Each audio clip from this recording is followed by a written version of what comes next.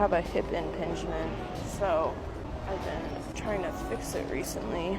For doing this is to be able to internally rotate your hip, but you have the band pulling so it doesn't pinch. This patient of mine had a problem with his squat, always shifting to the right. Even though he could squat to full depth, he always had this pinching pain in the front of his left hip. When assessing his rotation, he had a lot of internal on his right, but was limited on his left. And if I brought his knee to his chest, it recreated that pinching pain in the front of his hip.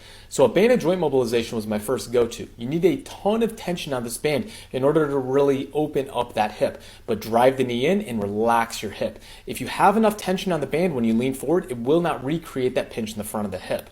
Now, after we got done with a few of these, we then rechecked his hip, and he had a lot more mobility and no more pinch in the front of the hip. We then did some slow squats with the band around the legs to really open up those hips and work on the coordination. And check this out, no more shift and pain.